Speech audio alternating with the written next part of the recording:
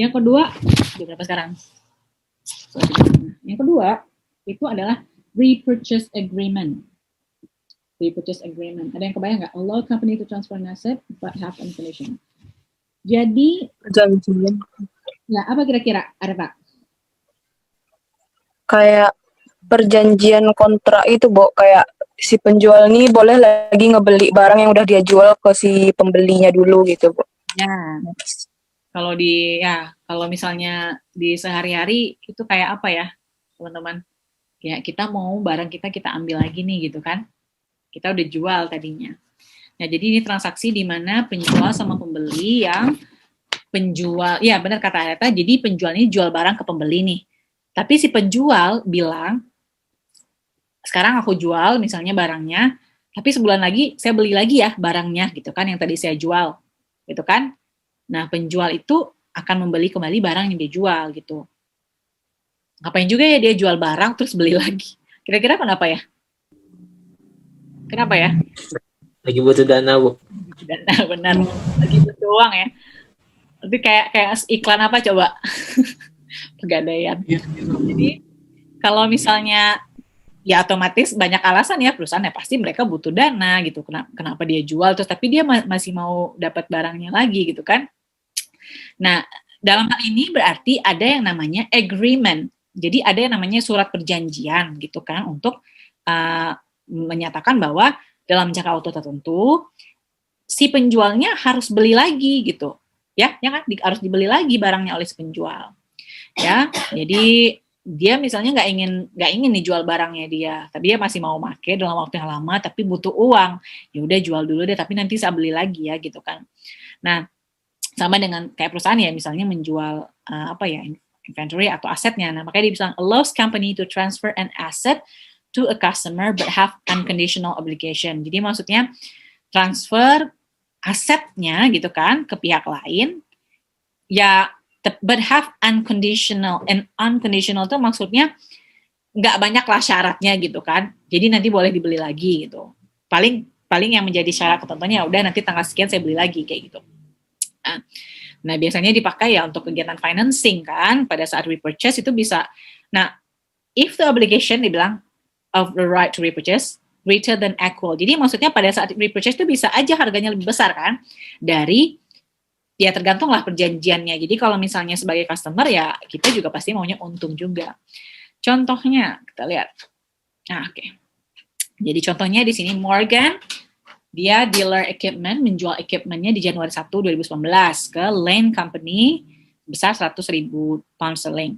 Kemudian dia agree to repurchase ya. Jadi dia setuju gitu kan dengan perjanjian repurchase ini dengan harga dia berapa? Belinya seharga 121.000, ya kan? Di Desember 31. Apa nih, Dinda?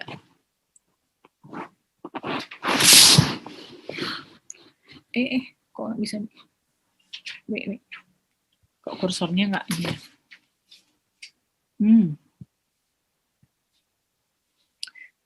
Saya aja yang host kayaknya di sini ya. Nggak ada yang jadi host ya. Tadi Dinda yang co-host. Okay, like this. Yaudah kalau gitu saya pilih co-host Adrian ya, takut mati nih Yan. Adrian ya, host ya, aku suka lagi nih. Oke. Nah, berarti tadi kita sampai mana? Ini ya, jadi kita lihat contoh. Jadi contohnya si Morgan ini dia dijual gitu kan 100.000 equipment-nya ke Lane Company, kemudian Morgan & Lane setuju dengan perjanjian repurchase dengan harga nantinya 121.000. Kemudian ya kalau misalnya hitung-hitungannya sekarang 100.000, pas repurchase 121.000, ya kan? Berarti ada interestnya berapa? Kira-kira berapa persen kira-kira penghitungannya? Jadi di sini dikasih tahu ya, interest rate-nya diketahui itu adalah 10%. Kemudian jadi pada saat dijual itu jurnalnya adalah cash 100.000 ya untuk merecord financing atau pembiayaannya. Kemudian liability to lend. Jadi dia tidak mengakui penjualan ya, harus dicatat. Kan tadi dia menjual equipment ya nggak? Dia menjual equipment tapi dalam repurchase agreement. Tapi dalam hal ini yang dicatat adalah cash terhadap liability to lend company, bukan equipment-nya dia. Kelihatan nggak perbedaannya? Apa yang menjadi perbedaan recognition dalam repurchase agreement ini? Itu ya. Jadi ini tidak ada pengakuan penjualan ya. Jadi dia kalau misalnya jadi ini bukan transaksi jual beli tapi transaksi financing. Ya, jadi ini adalah transaksi financing bukan transaksi jual beli. Kalau misalnya transaksi jual beli, apa kira-kira? Kalau transaksi jual beli berarti kan yang perlu kita catat cash di debit, kemudian equipment-nya di kredit ya. Kemudian kalau misalnya ada apa untung gitu atau misalnya ada apa kita catat juga kan gain-nya, kemudian kita catat juga accumulated depreciation-nya di debit. Ya enggak? Sampai sini kebayang nggak perbedaannya ketika ya dia dalam hal ini judulnya dia menjual equipment tapi dalam repurchase agreement yang gunanya apa? Untuk mendapatkan financing, gitu kan? Atau mendapatkan pembiayaan. Jadi itu ya, jadi ini transaksinya itu transaksi financing, bukan transaksi jual beli.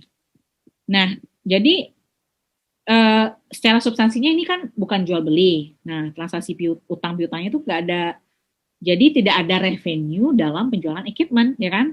Nah, jadi dalam hal ini dia berarti repurchase. Nah, karena ini financing, jadi dia mengakui hutang kepada si land company. Makanya dicatat di kreditnya liability to land company, gitu kan? Karena dia mengakui hutang. Oke? Lanjut. Jadi kalau tadi kalau pembelian kalau menjual equipment biasa, catatnya gimana?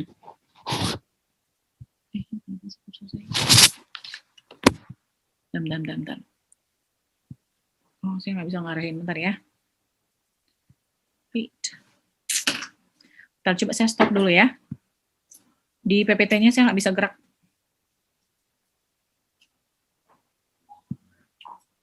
Bentar dulu, buka lagi.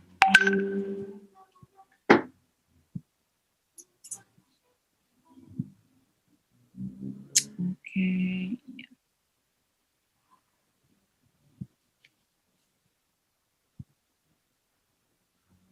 Oke, good. Nah, berarti tadi bedanya udah kelihatan ya.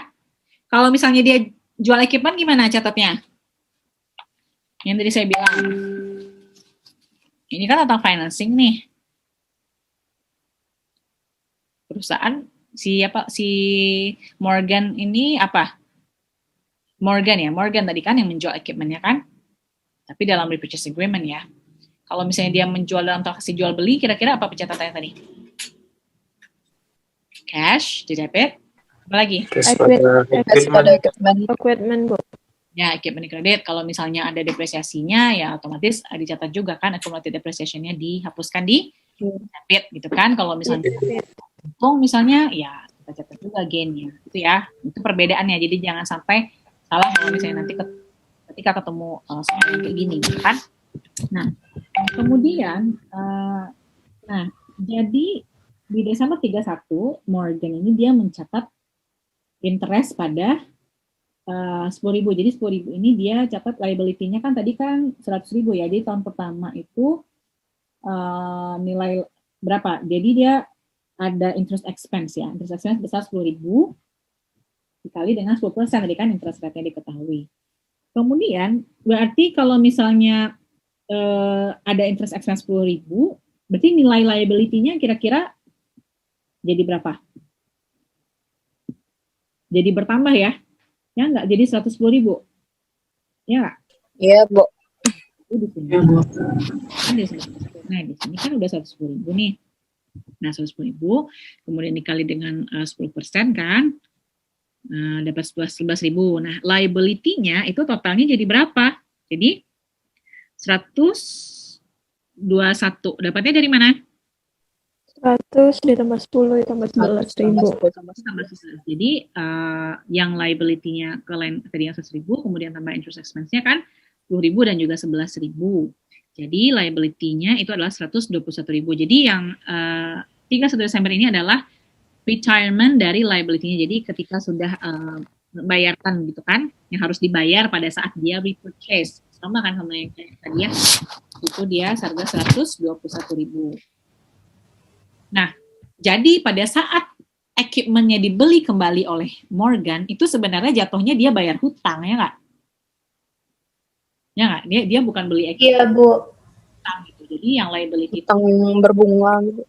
dia catat di debit, kemudian dia catat ya misalnya kayak mirip pegadaian kali ya, kayak kita mau barang terus kayak kita dulu nanti kita beli lagi gitu kan. Karena ada bunga-bunga juga yang perlu diperhitungkan. Jadi utangnya itu tadi berapa? 121.000, itu kan dia bayar sekarang 121.000 gitu kan. Nah, equipmentnya itu sepenuhnya menjadi milik si Megan. Jadi ini sebenarnya sesuai juga dengan prinsip pengakuan pendapatan bahwa salah satu pengakuan pendapatan pada saat kontrol itu sepenuhnya diberikan kepada pembeli gitu tanpa syarat apapun. Jadi resikonya itu juga pada pembeli tanpa syaratnya. Jadi walaupun dijual tapi dia balik lagi kan, sehingga kontrol resiko itu tidak sepenuhnya ada pada si pembeli karena kan tidak diberlakukan penjualan gitu. Nah itu walaupun sebenarnya barangnya udah berpindah, tapi kan ya kayaknya kita masih megang duitnya dia gitu kan untuk bisa menebus barang yang kita jual tadi. Oke. Terus berarti tadi udah ada apa aja?